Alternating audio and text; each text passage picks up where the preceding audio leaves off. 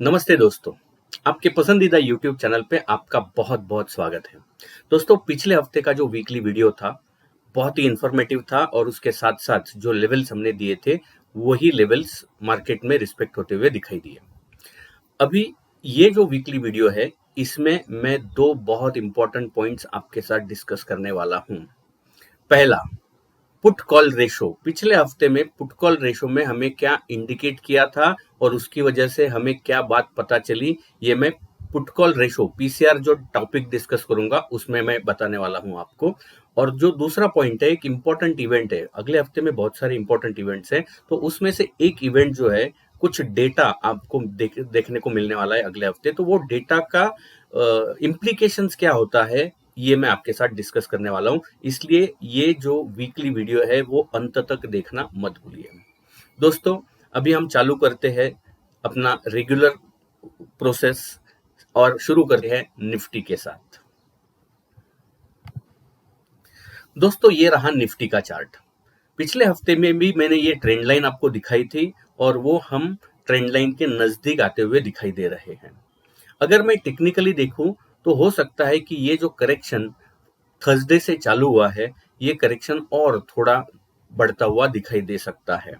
ये जो trend line है, हम एक्सपेक्ट कर रहे हैं कि ये निफ्टी इस ट्रेंड लाइन को रिस्पेक्ट करना चाहिए, लेकिन उतना थोड़ा नीचे गिरावट और हो सकती है।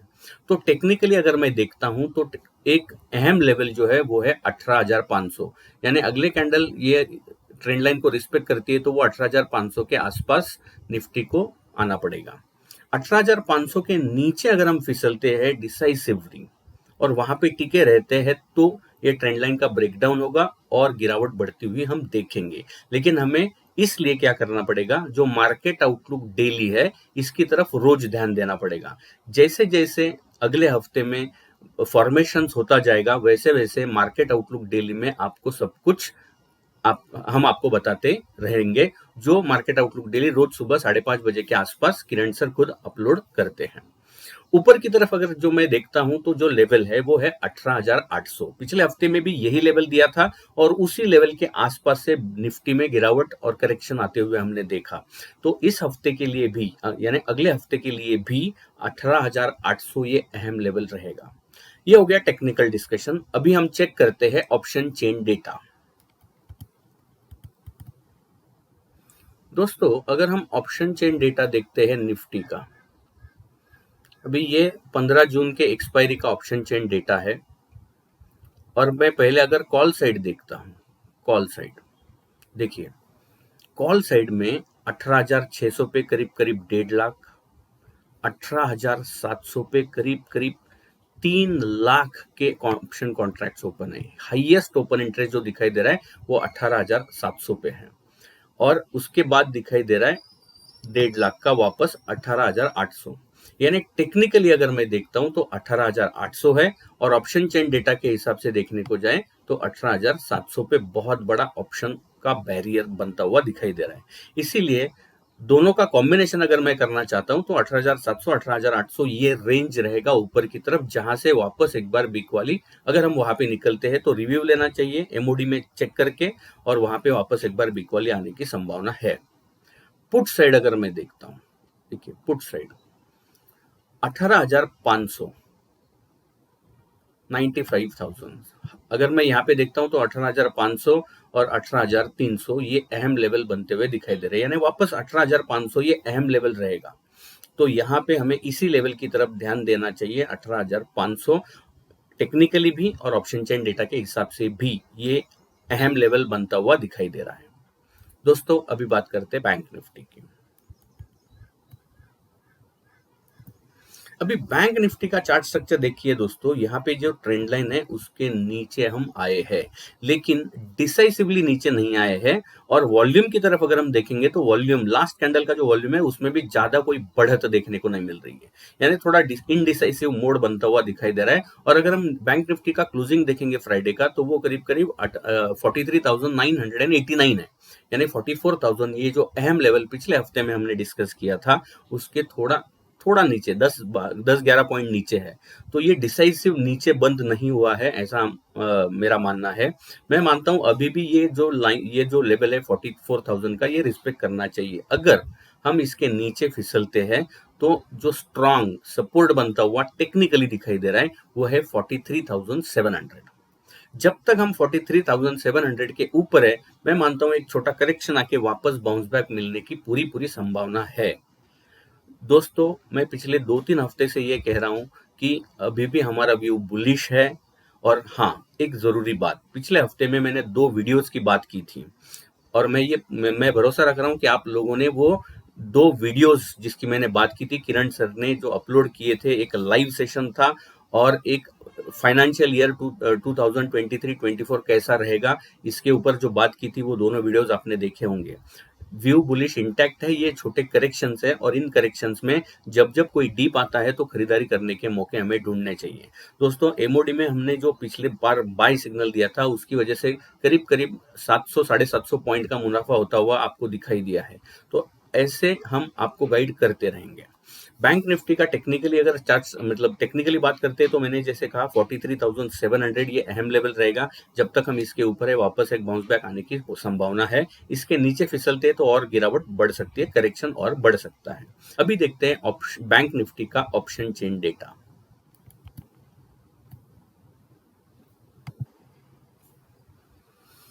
ये बैंक निफ्टी का ऑप्शन चेन डेटा अगर मैं कॉल साइड पहले देखता हूं तो देखिए, सबसे हाईएस्ट ओपन इंटरेस्ट जो है वो बनता है 44,200। और टेक्निकली भी मैं बताना भूल गया, लेकिन टेक्निकली भी 44,200 एक अहम लेवल रहेगा और उसके ऊपर 44,500। सो 2 लेवल्स रहेंगे ऊपर की तरफ टेक्निकली। और मैं ऑप्शन चेन डेटा देखता हूं तो ऑप्शन चेन डेटा में 44,200 पे करीब करीब 1 लाख ऑप्शन कॉन्ट्रैक्ट है और उसके बाद 44,000 पे देखेंगे, 44,500 पे देखेंगे तो करीब करीब 1 लाख ऑप्शन कॉन्ट्रैक्ट ओपन है। तो यानी ये 2 लेवल टेक्निकली भी और ऑप्शन चेन डेटा के हिसाब से भी स्ट्रॉन्ग रेजिस्टेंस बनते हुए नजर आएंगे। पुट साइड की अगर हम बात करेंगे, पुट साइड तो देखिए 44,000 पे करीब करीब 1.5 लाख ऑप्शन कॉन्ट्रैक्ट्स ओपन है पुट साइड में। यानी 44,000 के नीचे अगले हफ्ते में अगर हम टिके रहते तो इनमें अनवाइंडिंग होना चालू होगा और जो हो सकता है प्राइसेस को और नीचे पुश करेगा। लेकिन जिस तरह का ये डेटा बनता हुआ दिखाई दे रहा है, मैं मानता हूं कि अगले हफ्ते में थोड़ा ऊपर की तरफ रहने की संभावना पूरी पूरी दिखाई दे रही है। तो ये हो गया बैंक निफ्टी के बारे में। दोस्तों, अभी हम बात करेंगे सेक्टर्स की। पिछले हफ्ते में मैंने मेटल स्टॉक की तरफ ध्यान देना चाहिए आपको बोला था और मेटल स्टॉक में बहुत ही बेहतरीन रैली देखने को मिली। एक लेवल दिया था इंडेक्स पे मेरे ख्याल से 6050, उसके ऊपर हम निकले, एक अच्छा खासा रैली देखा और उसके बाद करेक्शन भी देखा और वापस उस लेवल को हम टेस्ट करते हुए इंडेक्स में देख रहे हैं। तो ऐसे कौन से सेक्टर्स है दोस्तों अगले हफ्ते के लिए? तो मैंने टोटल 4 सेक्टर्स आइडेंटिफाई किए हैं जिसकी तरफ आपका ध्यान होना चाहिए अगले हफ्ते में। कौन से 4 सेक्टर्स हैं? तो उसमें से जो पहला सेक्टर है वो है निफ्टी एनर्जी। अभी निफ्टी एनर्जी का चार्ट स्ट्रक्चर अगर हम देखेंगे तो एक बहुत ही बढ़िया कंसोलिडेशन ऑलरेडी इस इंडेक्स में हुआ है और ये जो इंडेक्स है इसमें 24,500 इस लेवल की तरफ ध्यान दो। अगर निफ्टी एनर्जी इंडेक्स 24,500 के ऊपर निकलता है तो सारे एनर्जी स्टॉक में बेहतरीन रैली देखने को मिल सकता है, क्योंकि एक पेनेंट पैटर्न ट्रायंगल फॉर्मेशन का यहाँ पे ब्रेकआउट देखने को उस वक्त मिल सकता है। पहला था एनर्जी। जो दूसरा जो ये है वो है इंफ्रा।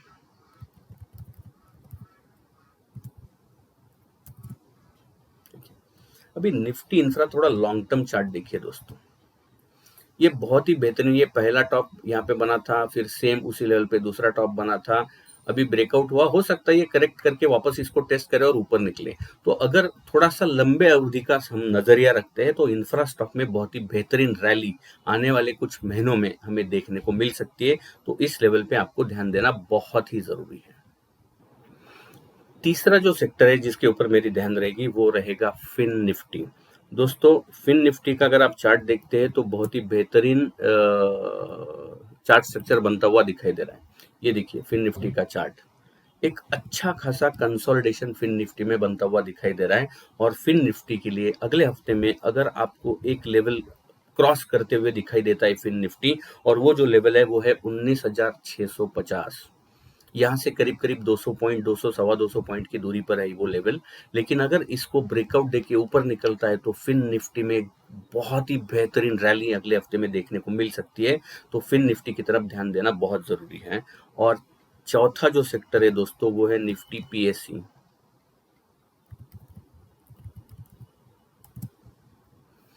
इसमें पिछले हफ्ते में हमने एक अच्छा खासा ब्रेकआउट देखा, अभी कंसोलिडेशन हो रहा है, लेकिन अगर मैं मानता हूं कि इसमें भी बेहतरीन परफॉर्मेंस देखने को मिल सकता है। पब्लिक सेक्टर एंटरप्राइजेस में जितने सारे स्टॉक्स हैं उनकी तरफ आपका ध्यान होना चाहिए, वहां पे आपको अपॉर्चुनिटी बेहतरीन मिलने की पूरी पूरी संभावना है। तो ये थे 4 अलग अलग सेक्टर्स जिसके ऊपर अगले हफ्ते में हमारा ध्यान होना चाहिए। अभी बात करते हैं दोस्तों कमोडिटीज। Commodities, gold.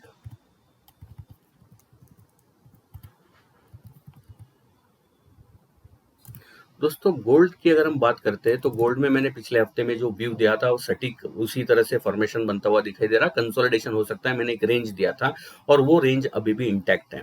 नीचे की तरफ 59,200 ये अहम लेवल रहेगा। इसके नीचे गोल्ड में एक बड़ी गिरावट देखने को मिल सकती है। और ऊपर की तरफ अगर हम देखेंगे तो ऊपर की तरफ मैं मानता हूँ 60,500 ये अहम लेवल रहेगा। एक रेंज बन रहा है ये मेक और ब्रेक लेवल रहेंगे। नीचे की तरफ 59,200, ऊपर की तरफ 60,500। बड़ा रेंज है, 1300 पॉइंट का रेंज है, लेकिन फिर भी ये अहम लेवल रहेगा। अभी बात करते हैं सिल्वर की।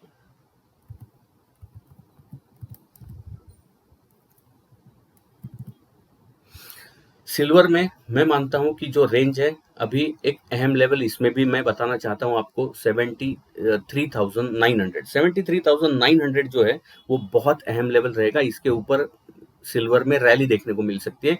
और जो रेंज मैंने पिछले हफ्ते में दिया था उसमें थोड़ा सा बदलाव है। नीचे की तरफ 70,000 फिक्स है, ऊपर की तरफ 73,900 ये अहम लेवल रहेगा।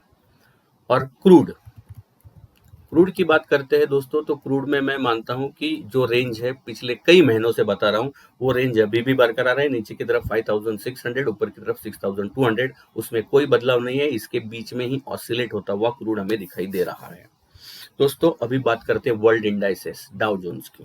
बेहतरीन चार्ट स्ट्रक्चर अभी बनता हुआ दिखाई दे रहा है। देखिए, लेट्स सी डाउ जोन्स।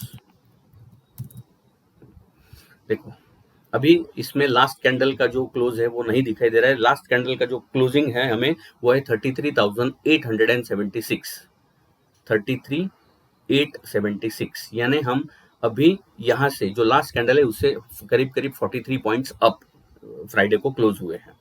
मैं मानता हूं कि 34,000 एंड 34,200 की तरफ डाउ जोन्स निकलता हुआ दिखाई दे रहा है। तो मैं मानता हूं थोड़ा बुलिशनेस इसकी वजह से, इस पैटर्न फॉर्मेशन की वजह से बुलिशनेस डाउ जोन्स में देखने को मिल रहा है। Now let's talk about rupee dollar currency.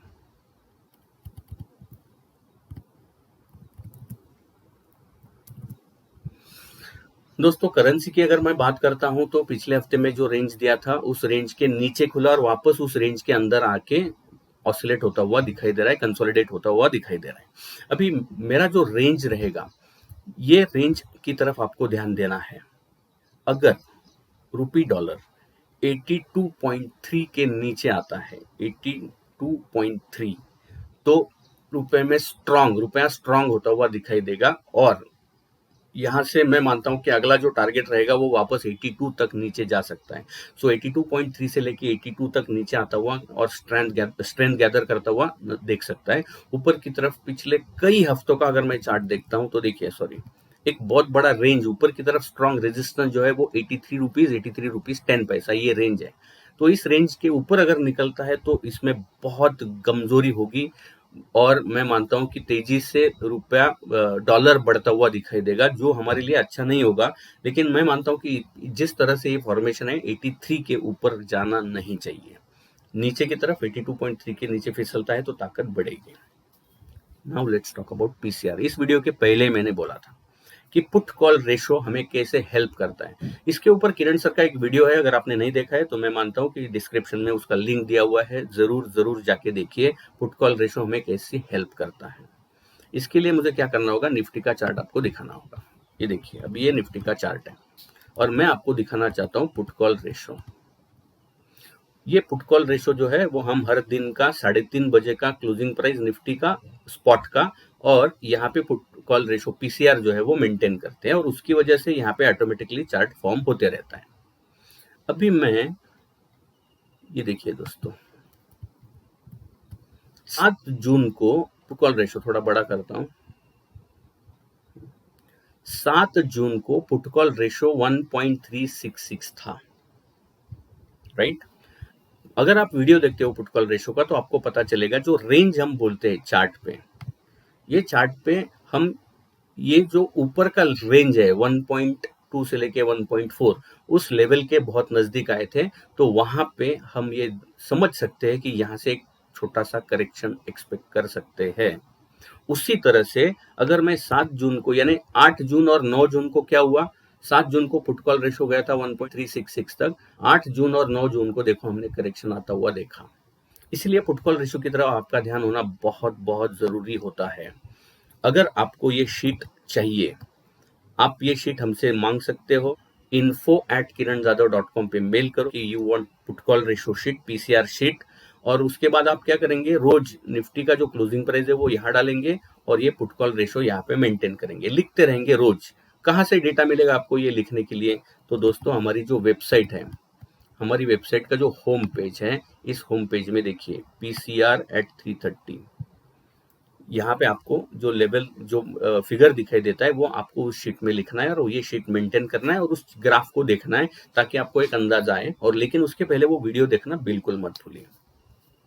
उसके साथ साथ हमारा मतलब मैंने आपको बताया कि मार्केट आउटलुक डेली में तो आपको देखना ही है कि रोज आपको किस तरह से फॉर्मेशन रखना है, किस तरह का व्यू आपको बनाना है। और उसके साथ साथ हम ये भी हेल्प करते हैं दोस्तों आपकी कि रोज 12:45 को ऋत्विक किरण जाधव जो लाइव सेशन आता है यूट्यूब पे, हमारे यूट्यूब चैनल जो है किरण जाधव, हमारे वेबसाइट पे जाके आप यहाँ पे क्लिक करके देख सकते हो। ये देखिए यूट्यूब चैनल पे आप क्लिक करेंगे यहाँ पे आइकॉन पे, तो तुरंत यहाँ पे क्या होगा, लाइव जो है, लाइव ये जो होम पेज है हमारे चैनल का, यहाँ पे लाइव करके है, यहाँ पे अगर आप देखेंगे तो सारे 12:45 को हम लाइव जाते हैं, ऋत्विक किरण जाधव लाइव जाता है और आपको वो गाइड करता है कि आपको किस तरह से व्यू रखना है सेकंड हाफ के लिए। तो यहाँ पे भी आप देख सकते हो एक्सपायरी स्पेशल जो होते हैं ऋत्विक के वो बहुत ही बेहतरीन होते हैं और आपको उसमें से अच्छा खासा मुनाफा हो सकता है। तो जरूर जरूर सब्सक्राइब कर लीजिए, बेल बटन पे क्लिक कीजिए ताकि आपको नोटिफिकेशन भी आ जाएगा।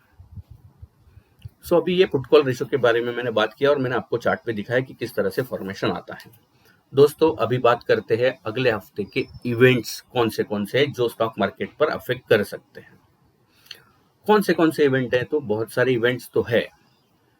13 जून को एक एक बताते जाऊंगा और फिर उसमें से एक इवेंट है उसके बारे में मैं आपसे कुछ डिस्कस करना चाहूंगा।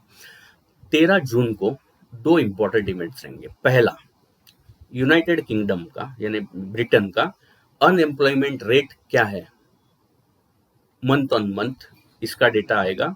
अगर अनएम्प्लॉयमेंट रेट बढ़ा है तो इसका मतलब इकोनॉमी के लिए अच्छा नहीं है। उसी दिन 13 तारीख को जो दूसरा इवेंट है वो है यूएसए का अहम डेटा यानी इन्फ्लेशन रेट क्या है, इसका अनाउंसमेंट होने वाला है। Year on year inflation rate क्या है ये अनाउंस होने वाला है, तो ये डेफिनेटली इंपैक्ट कर सकता है, तो इसकी तरफ आपका ध्यान होना चाहिए। अगले दिन 14 जून को वापस 3 इवेंट है। पहला, ग्रेट ब्रिटेन का यानी यूनाइटेड किंगडम का जीडीपी रेट अनाउंस होने वाला है। दूसरा, यूएसए का पीपीआई डेटा अनाउंस होने वाला है और उसके साथ साथ इंटरेस्ट रेट का डिसीजन होने वाला है। अभी ये पीपीआई डेटा क्या होता है दोस्तों, इसके बारे में मैं आपके साथ डिस्कस करना चाहता हूँ। पीपीआई का लॉन्ग फॉर्म होता है producers price index. Producers price index का मतलब होता है कि अगर मैं कोई सेलर हूं, डोमेस्टिक सर्विस या कोई प्रोडक्ट सेल कर रहा हूं, तो मैं कौन से प्राइस पे वो सेल कर रहा हूं, मंथ ऑन मंथ उस प्राइस में उस पर्टिकुलर गुड्स या सर्विस में कितना प्राइस का बढ़ोतरी हुआ है, ये जनरली ये डेटा आपको बताता है। अभी अगर पीपीआई जो डेटा है वो अगर हाइयर है तो इसका मतलब इन्फ्लेशन बढ़ रहा है, और ये इन्फ्लेशन अगर बढ़ रहा है तो उसका इंपैक्ट इंटरेस्ट रेट डिसीजन पे होता है। यानी पीपीआई डेटा को देख के हमें ये पता चल सकता है कि इन्फ्लेशन बढ़ रहा है या कम हो रहा है, और अगर इन्फ्लेशन बढ़ रहा है तो जो सेंट्रल बैंक होती है उसके डिसीजन में इंटरेस्ट रेट बढ़ सकता है या कम हो सकता है या पॉज रह सकता है, इसका थोड़ा सा अंदाजा हम लगा सकते हैं। इसीलिए ये पीपीआई डेटा जो है वो थोड़ा अहम होता है। तो ये पीपीआई डेटा अमेरिका का 14 जून को मतलब अनाउंस होने वाला है, और उसके बाद साथ साथ इंटरेस्ट रेट का डिसीजन भी, फेड पॉलिसी का जो इंटरेस्ट रेट डिसीजन है वो भी आने वाला है।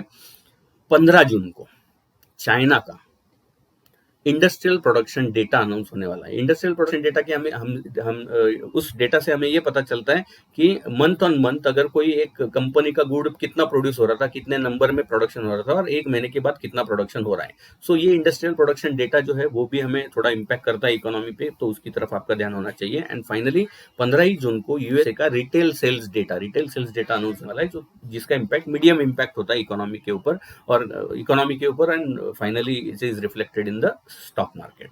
सो दोस्तों, ये थे पिछले हफ्ते के बहुत सारे इवेंट्स। मैं आशा करता हूं कि इस वीडियो में आपको बहुत कुछ सीखने को मिला, और एक गाइडलाइन मिला है आप लोगों को अगले हफ्ते में आपका किस तरह से व्यू आपको क्रिएट करना चाहिए। वीकली व्यू आपने बनाया है, रोज सुबह मार्केट आउटलुक डेली पढ़ना मत भूलिएगा। अगर आपने अभी तक रजिस्ट्रेशन नहीं किया है तो यहाँ पे हमारे वेबसाइट पे जाओ।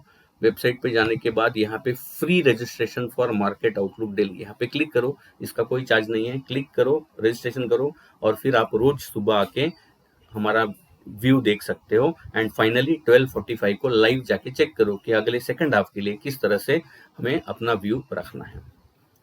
दोस्तों, जो कुछ भी डिसीजन हम स्टॉक मार्केट में लेते हैं उसके पीछे कुछ तो लॉजिक होना चाहिए, उसके पीछे एक बेस होना चाहिए, और वही बेस हम देने की कोशिश करते हैं, क्योंकि हमारे कंपनी का टैगलाइन है पढ़कर, समझकर, निवेश कर। इस हफ्ते के लिए इतना ही दोस्तों। Thank you very much. आपके बहुत सारे ढेर सारे कमेंट्स हमें चाहिए, ताकि हम आपको उतने ही एनर्जी से सही गाइडलाइंस देने की कोशिश करते रहेंगे। Bye for now, see you next week again.